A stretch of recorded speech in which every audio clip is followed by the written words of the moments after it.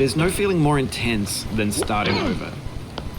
If you deleted your homework the day before it was due, as I have, or if you left your wallet at home and you have to go back after spending an hour in the commute, if you won some money at the casino and then put all your winnings on red but it came up black, if you got your best shirt dry cleaned before a wedding and then immediately dropped food on it, if you won an argument with a friend and then later discovered that they just returned to their original view, starting over is harder than starting up.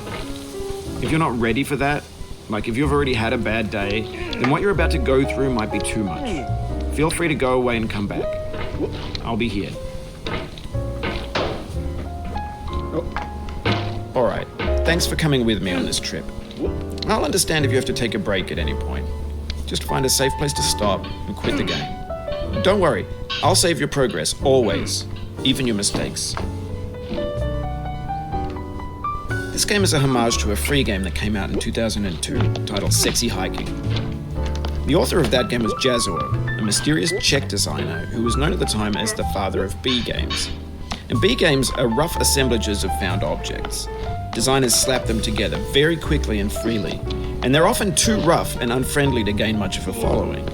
They're built more for the joy of building them than as polished products. In a certain way, Sexy Hiking is the perfect embodiment of a B game. It's built almost entirely out of found and recycled parts, and it's one of the most unusual and unfriendly games of its time. In it, your task is simply to drag yourself up a mountain with a hammer. And that act of climbing, in the digital world or in real life, has certain essential properties that give the game its flavor. No amount of forward progress is guaranteed. Some cliffs are too sheer or too slippery, and the player is constantly, unremittingly in danger of falling and losing everything. Anyway, when you start Sexy Hiking, you're standing next to this dead tree that blocks the way to the entire rest of the game. It might take you an hour to get over that tree, and a lot of people never got past it. You prod and you poke at it, exploring the limits of your reach and your strength, trying to find a way up and over. And there's a sense of truth in that lack of compromise. Most obstacles in video game worlds are fake. You can be completely confident in your ability to get through them once you have the correct method or the correct equipment or just by spending enough time. In that sense, every pixelated obstacle in Sexy Hiking is real.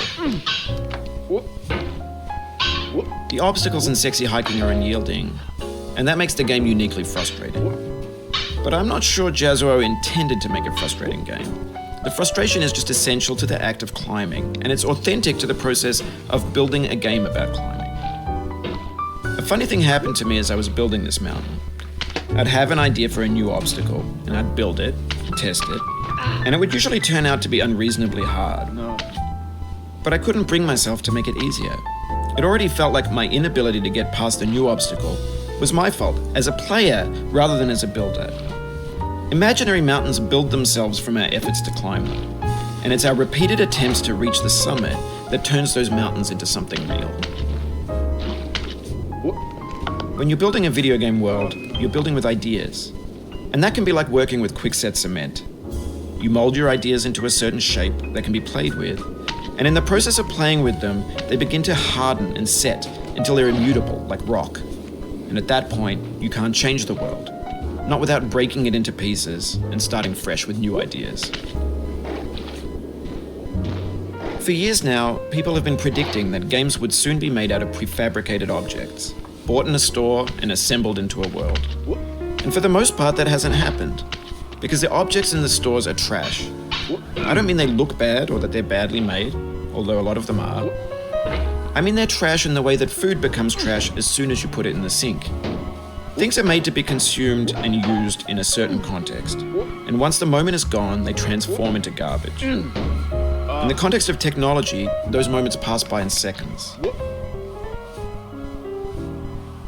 Over time, we've poured more and more refuse into this vast digital landfill that we call the internet.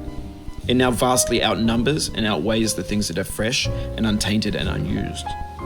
When everything around us is cultural trash, trash becomes the new medium, the lingua franca of the digital age. And you can build culture out of trash, but only trash culture.